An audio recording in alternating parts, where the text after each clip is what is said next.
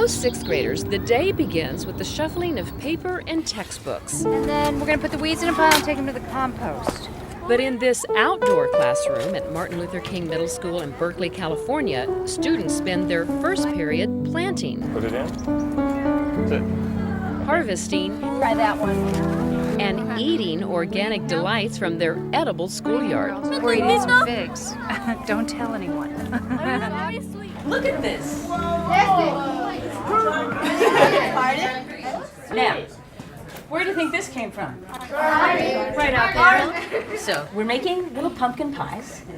The garden and the adjacent kitchen classroom are learning labs for social studies. And this is a variety from France. The name of this is Musique de Provence. And that means the music of Provence. Math, If it calls for 1.5 cups of cooked pumpkin, and we're doubling the recipe, then how much do we need? 3. 3. science, Why is it wet? We've just been studying this. Oh yeah, the rain. Water. The water cycle. What part of the water cycle? Why are there droplets? Condensation. Good. and life. We're also going to add some of the manure from that pile over there. When you watch these kids in the garden classes, you see that the teachers just use every little drop of water or dew and every plant and every bed to teach. It likes each other because it's attracted. Surface tension. Look at the size of my drop. We've been studying that water molecules have a special bond that creates surface tension. And so we've been doing a series of experiments in the classroom. So it's nice to sort of see if you can play with it someplace else. It seems effortless, but it isn't. It's a high art. It's almost like an artist who is a master violinist. It takes years and years of practice. You understand? So this is where we come in with the Center for Ecoliteracy. We train teachers, and it takes a lot of preparation to make the garden the center of teaching, because what you see here is only part of it. It goes on in the classroom. Does anyone remember why we turned the compost pile? So the FBI can breathe and stuff. What's the FBI? F. The fungus, bacteria, insects. Compost. I like it because there are a lot of bugs and stuff. And I didn't know these little leaves. It's kind of like you turn it, it kind of dries out, and then about 1 month they're kind of soil.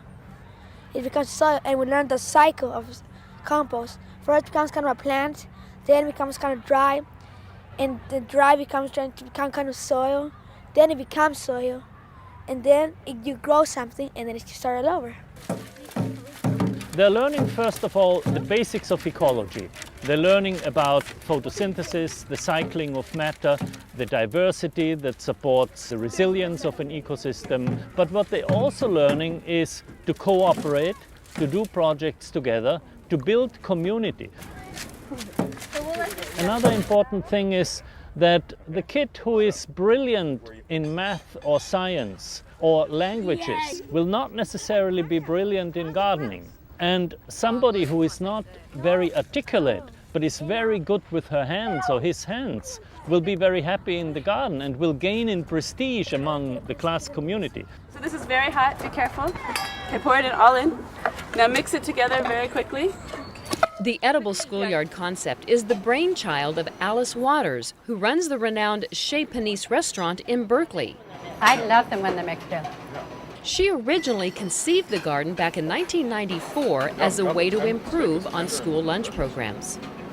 This is a delicious revolution that we're talking about. This isn't hard to do. If they grow it, they cook it, they want to eat it. And that there's a whole range of foods that kids love. You see, just making it hot, just toasting it, gives it a different flavor. The kids have been captivated by this experience, and you see them looking and smelling and tasting, and they don't think that this is school. Yet we know what they're learning, and it's very, very fundamental, important information. They all know how to make a vinaigrette for a salad. They all know what it is to set a table and to ask people to come and sit down and eat together and talk at the table. They're learning these values of concentration and generosity. Beautiful. I'm going to bring it right over here. Put it down.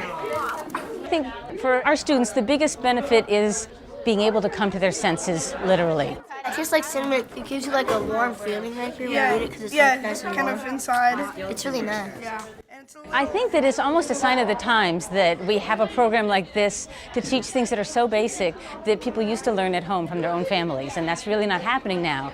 And it's a very dangerous thing to be that cut off from where your food comes from, knowing where it's grown, how did it get to wherever you buy it from. And it completes a circle for a lot of students who don't know the least little thing about nature and farming, and they get to see that whole cycle and not just see it, but make it happen. They're the ones that are driving the garden. They're the ones that come in and make it all happen in the kitchen.